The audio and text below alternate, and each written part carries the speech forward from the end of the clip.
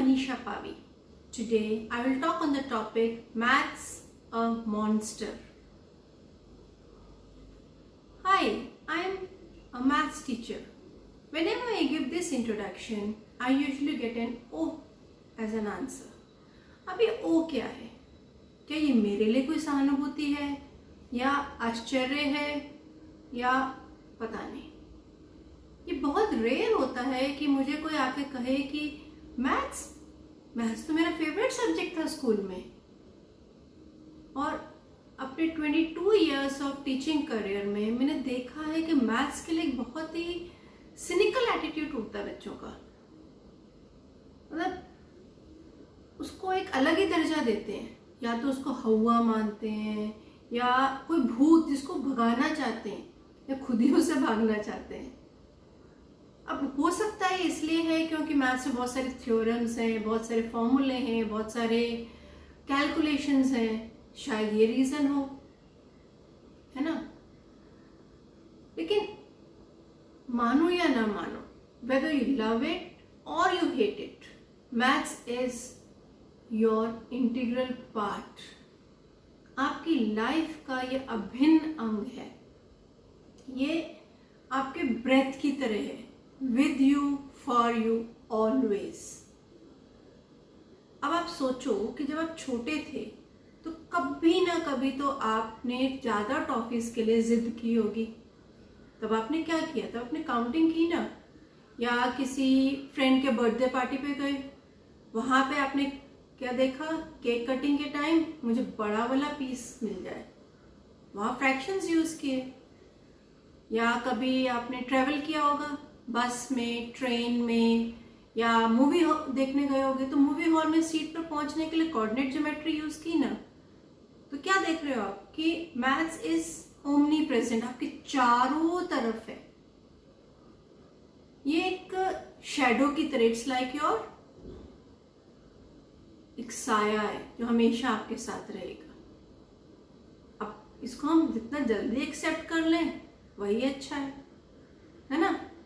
अब now coming to your point कि maths बहुत मुश्किल है, maths is really very difficult, is it?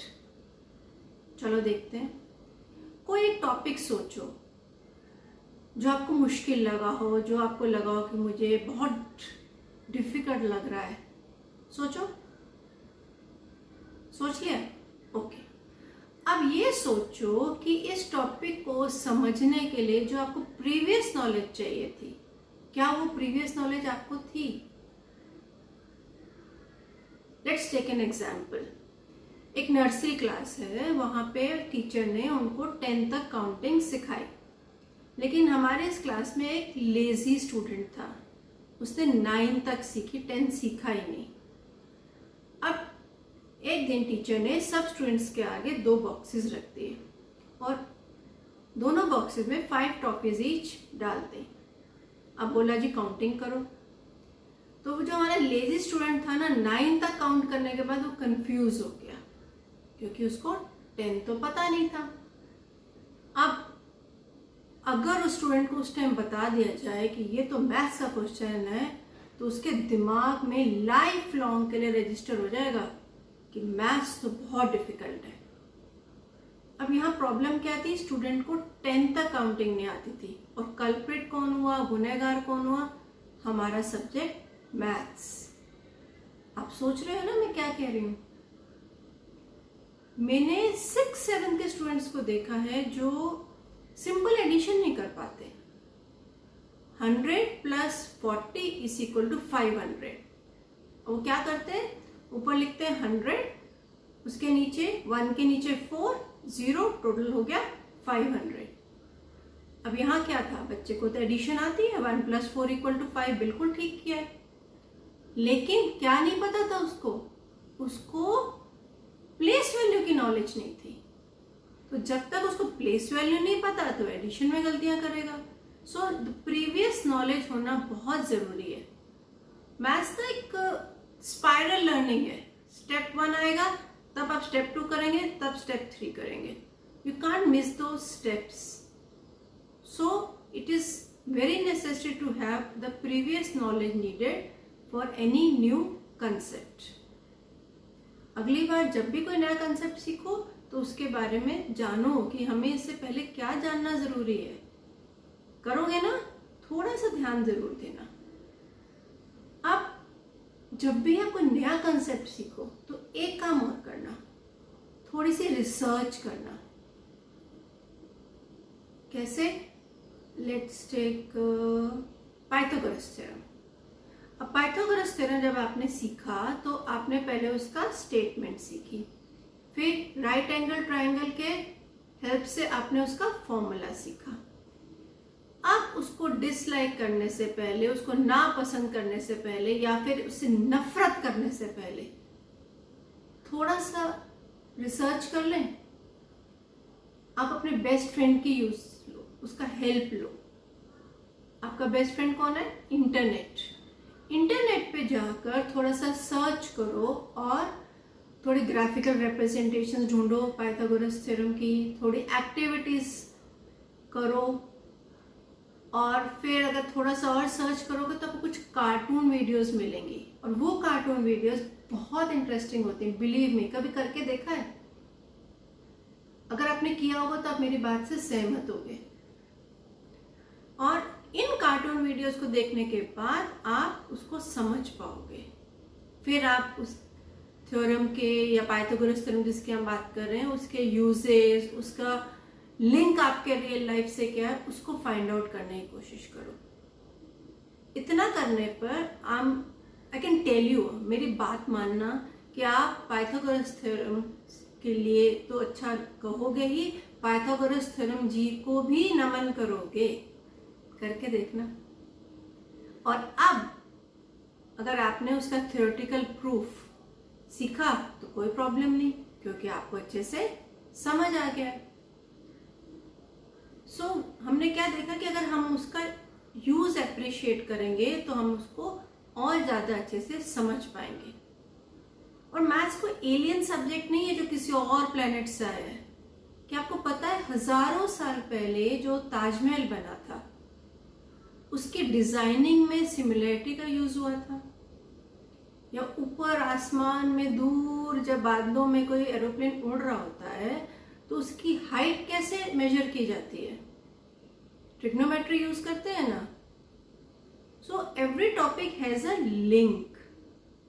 अब हम सब डिस्काउंट्स को बहुत पसंद करते हैं, सेल की वेट करते हैं ना सब।